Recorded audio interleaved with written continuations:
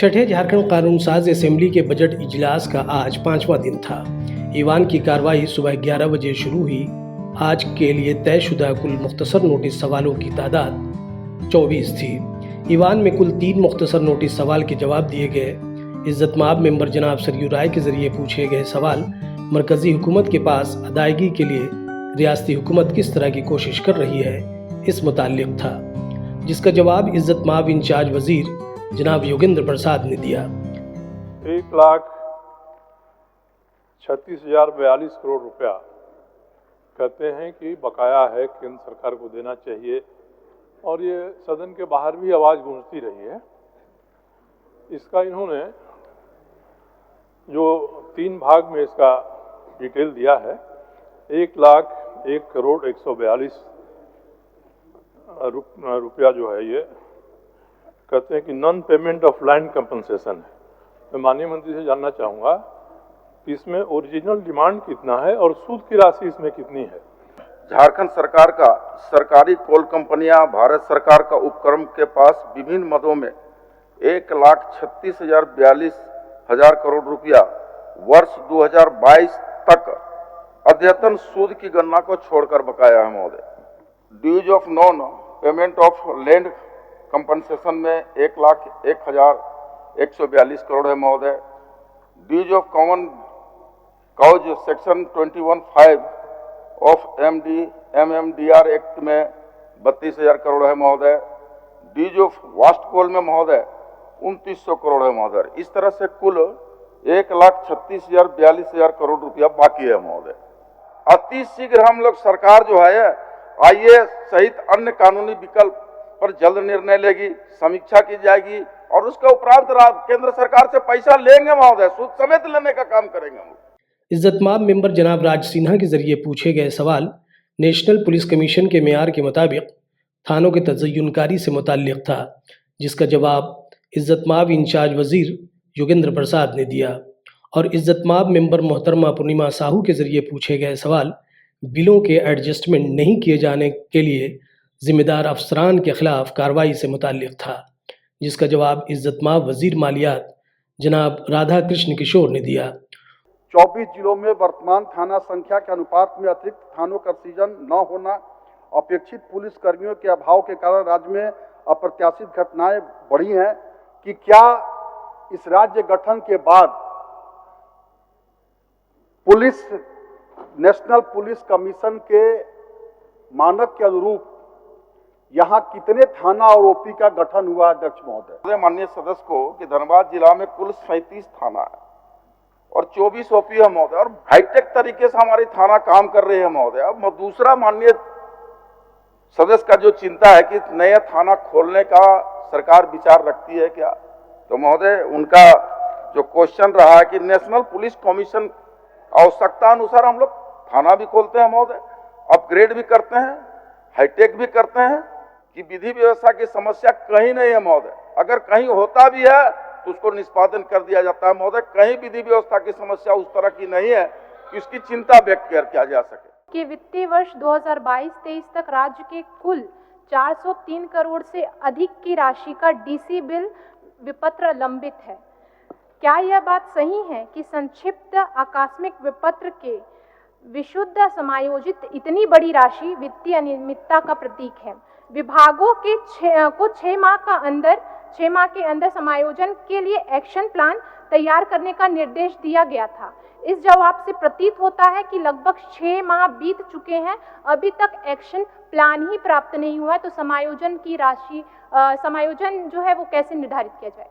कि AC/DC bill के समायोजन का जहां तक प्रश्न है, कोई एक वित्तीय वर्ष का मामला नहीं, और यह नहीं कि अगर हम कोई डेट फिक्स करके उसको निर्धारित भी कर दे, समायोजित भी कर दे, तो इसका अर्थ ये नहीं है कि 2024-25, 25-26 आने वाले वर्ष में ये मामला पूर्ण रूप से संपूर्ण हो जाएगा। ये मामला निरंतर सतत चलने वाली प्रक्रिया है महोदय। अगर हम आज के तारीख में समायोजन की सारी बातों को सारी समस्याओं का समाधान कर लेते हैं, तो इसका अर्थ ये नहीं है कि अगले वित्तीय वर्ष में समायोजन की समस्या बनी नहीं रह जाएगी। मैं आपकी आशंका को दूर करते हुए कहना चाहता हूं कि हम खुद अपने सरकार स्वयं वित्तीय प्रबंधन को मजबूत करने के दृष्टिकोण से जो वित्तीय प्रक्रियाओं के अंतर्गत मसले आते हैं, हम उसके प्रति गंभीर हैं। कुल 33 सितारे वाले सवालात में से 5 का जवाब ईवान में दिए गए, जो इज्जतमाब मेंबर जनाब अरूप चटर्जी, संजय कुमार सिंह यादव, देवेंद्र कुंवर, अनंत प्रताप देव और रामचंद्र सिंह के थे। सरकार ये भी मान रही है जो धनबाद में ही 686 पद है आरक्षी का और हवलदार का 142 है, जबकि विज्ञापित जो हुआ था उसमें निकला था 337 रिक्त पद। तो फिर से दोबारा विज्ञापन निकालकर कब तक इस पदों को भरा जाएगा? धनबाद जिला में सामान्य हवलदार का 142 सीट अभी रिक्त है और सामान्य आरक्षी का महोदय 686 सीट रिक्त है। हवलदार का तो पद का पूर्णतः प्रोन्नति के पद पर आधारित है महोदय, और आरक्षी का जहाँ तक सवाल है कि आरक्षी की रिक्तियां को भरना, तो धनबाद विज्ञापन संख्या 17/23 के द्वारा नियमित प्रक्रिया में है महोदय, और हम समझते हैं कि अति शीघ्र रिक्तियों को भर लिया जाएगा महोदय। मैं माननीय मंत्री जी से आपके माध्यम से मैं जानना चाहता हूं कि कब तक प्रस्ताव मंगा करके इसको हैदरनगर में शामिल कर देंगे। कई सारे प्रखंड कम पंचायतों में भी 3, 5, 7 पंचायतों में भी बनाने का काम हो गया था, तो मुझे लगता है कि इसके बारे में सभी मान्यों की जो है मांग रही है।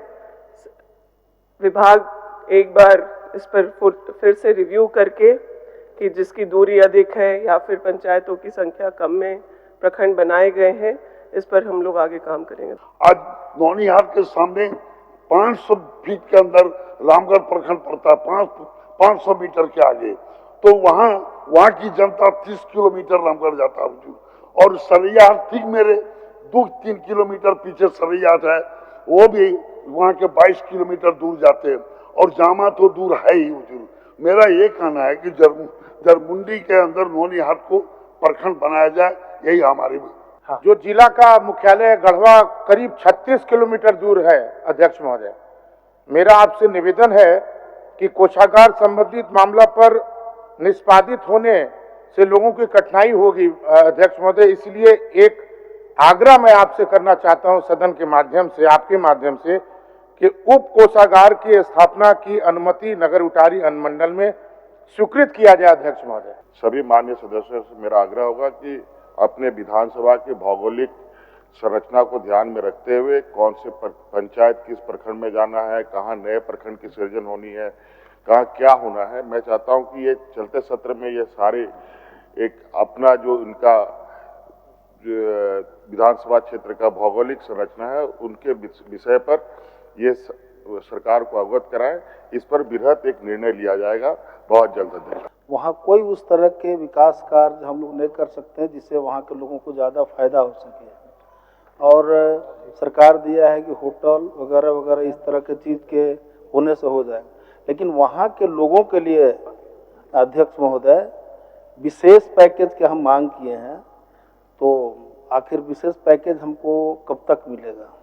कि इको सेंसिटिव जोन में प्रदूषण फैलाने वाले बृहद उद्योगों की स्थापना को छोड़कर अन्य जो छोटे काम हैं, जैसे होटल रिजॉर्ट की स्थापना, प्रदूषण न उत्पन्न करने वाले लघु उद्योग, स्थानीय समुदाय द्वारा चल रही कृषि, बागवानी, डेयरी, मत्स्य पालन, पोल्ट्री फार्म की स्थापना, कुटीर उद्योगों की स्थापना। वक्फा सिफर के दौरान मंजूर शुदा वक्फा सिफर के तमाम इत्तलाआत पढ़े हुए मान लिए गए और तहरीरी जवाब के लिए मुतअल्लिक़ा महकमों को भेजे जाने के ताल्लुक से ईवान से हिदायत दिया गया। दस्तूर हिंद के आर्टिकल 203 की तकलीद में माली साल 2025-26 के लिए कुल 1,45,400 करोड़ रुपया आमद व खर्च की पेशी इज्जतमाब इंचार्ज वजीर मालियात जनाब राधा कृष्ण किशोर के जरिए अमल में आई, जिसकी शुरुआत सरजमीन झारखंड के अजीम सपूत धरती आबा, बिरसा मुंडा, तिलका मांझी, वीर बुद्धू भगत समेत तमाम अजीम सपूतों को खराज अकीदत पेश करते हुए किया। मैं भारत का संविधान के अनुच्छेद 203 के अनुसरण में वित्तीय वर्ष 2025-26 के लिए 31 मार्च 2026 को समाप्त होने वाले वर्ष में जो व्यय होने की संभावना है से संबंधित 1,45,400 करोड़ रुपए मात्र का आय व्यय सभा में उपस्थापित करता हूं। इस सदन की ओर से मैं वीर भूमि झारखंड के अमीर शहीद धरती आबा बिरसा मुंडा के साथ तिलका मांझी, वीर बुद्धू भगत, पोटो हो, सिद्धू कानू मुर्मू, चांद भैरव, फूल झानो, तेलंगा खड़िया, ठाकुर विश्वनाथ सहदेव, पांडे गणपत राय, नीलांबर पीतांबर और शेख भिखारी सहित सभी नाम अनाम वीर सपूतों को श्रद्धा सुमन अर्पित करता हूं। हमारी सरकार प्राथमिकता दे रही है। हेमंत सोरेन की सरकार ये चाहती है कि अंतिम पंक्ति में बैठे हुए लोग कैसे सामाजिक आर्थिक दृष्टिकोण से आगे बढ़ें। इसके बाद ईवान की कार्रवाई मंगल तारीख 4 मार्च 2025 की सुबह 11 बजे तक के लिए मुलतवी कर दी गई। सभा की कार्रवाई मंगलवार दिनांक 4 मार्च 2025 11 बजे पूर्वाह्न तक के लिए स्थगित की जाती है।